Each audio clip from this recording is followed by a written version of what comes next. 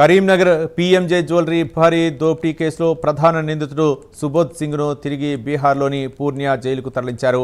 Bihar high court ఆదేశాల మేరకు ఈ చర్యలు తీసుకున్నట్లు పోలీసులు తెలిపారు. ఈ కేసు దర్యాప్తులో విస్తుపోయే నిజాలు వెలుగు చూశాయి. ముఠా సభ్యులు దోపిడీకి ముందు దాదాపు 45 రోజుల పాటు రెక్కి నిర్వహించినట్టు తేలింది. ఇక సమాచార మార్పిడి కోసం ప్రత్యేకంగా రూపొందించుకున్న యాప్ను పోలీసులు గుర్తించి దానిపై నిషేధం విధించారు. కాగా దోపిడీ చేసిన బంగారాన్ని ఛత్తీస్గఢ్, జార్ఖండ్ మీదుగా పశ్చిమ బెంగాల్లోని ఆసన్సోల్ వ్యాపారికి విక్రయించినట్లు పోలీసుల విచారణలో నిందితుడు అంగీకరించాడు. అయితే పోలీసులు అక్కడికి వెళ్లేలోపే ఆ సొత్తు నేపాల్ సరిహద్దు దాటినట్లు దర్యాప్తులో వెల్లడైంది. పరారీలో ఉన్న మిగిలిన నిందితుల కోసం గాలింపు తీవ్రతరం చేశారు పోలీసులు. ఇదే అంశానికి సంబంధించి మరింత సమాచారం మా కరెస్పాండెంట్ రాజు మరిన్ని వివరాలు అందిస్తారు. రాజు, భారీ దోపిడీ కేసు దర్యాప్తు అయితే కీలక దశకైతే చేరుకుంది. ఈ కేసులో ప్రధాన నిందితుడైనటువంటి సుబోధ్ సింగ్ అయితే బీహార్ హైకోర్టు ఆదేశాల మేరకు అయితే కరీంనగర్ పోలీసులు తిరిగి బీహార్ లోని పూర్నియా జైలుకు అయితే తరలించారు. అయితే గత కొంతకాలంగా ఈ కరీంనగర్ పోలీస్ కస్టడీలో ఉంచి విచారించగా అనేక కీలక అంశాలు కూడా వెలుగులోకి వచ్చినట్లయితే తెలుస్తుంది. దర్యాప్తులో అత్యంత కీలకంగా బయటపడిన విషయం ఏంటంటే దోపిడీకి ముందు ముఠా సభ్యులు ఏకంగా 45 రోజుల పాటు కూడా కరీంనగర్ లో రెక్కి నిర్వహించారు.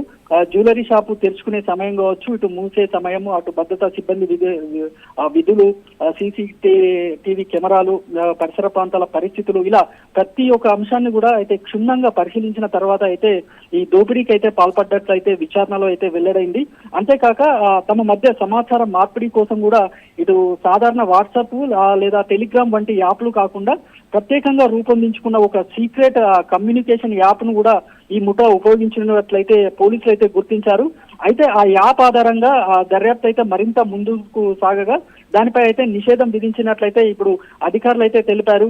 అయితే దోపిడీ అనంతరం బంగారాన్ని ఎలా తరలించారు, ఎక్కడ విక్రయించారు అనే కోణంలో కూడా పూర్తి స్థాయి విచారణ జరపగా నిందితుడు కీలక విషయాలు అయితే వెల్లడించాడు. దోచుకున్న బంగారాన్ని ముందుగా ఛత్తీస్గఢ్, అక్కడి నుంచి జార్ఖండ్ మీదుగా పశ్చిమ బెంగాల్లోని అసోన్సోల్ ప్రాంతానికి అయితే తరలించి అక్కడ ఒక వ్యాపారికి అయితే విక్రయించినట్లు అంగీకరించినట్లయితే సమాచారం. అయితే పోలీసులు అసోన్సోల్ కు చేరుకొని ఆ బంగారాన్ని అయితే స్వాధీనం చేసుకునే లోపే అది అప్పటికే నేపాల్ సరిహద్దులు దాటి కూడా అక్రమ మార్గాల్లో తరలిపోయినట్లయితే పోలీసులు అయితే గుర్తించారు. దీంతో ఆ దోచుకున్న బంగారం రికవరీ విషయంలో అయితే దర్యాప్తు బృందాలకైతే పెద్ద ఎదురు దెబ్బ తగిలినట్లయితే అయింది. అయితే ఇప్పటికే ఈ కేసులో పలువురు నిందితులను అయితే పోలీసులు అరెస్ట్ చేసినప్పటికీ మరికొందరు కీలక నిందితులు అయితే ఇంకా పరారీలోనే ఉన్నారని అయితే తెలుస్తోంది. వారి కోసం అయితే తెలంగాణ పోలీసులు ఇటు బీహార్, జార్ఖండ్, పశ్చిమ బెంగాల్, నేపాల్ సరిహద్దు ప్రాంతాల్లో పోలీసులతో సమన్వయం చేసుకుంటూ కూడా ప్రత్యేక గాలింపు చర్యలు అయితే కొనసాగిస్తున్నట్లయితే తెలుస్తుంది. అయితే ఈ కేసులో ఇంకా మరిన్ని కీలక ఆధారాలు సేకరించే పనిలో అయితే పోలీసులు అయితే ఉన్నారు. Ravi, thank you Raju.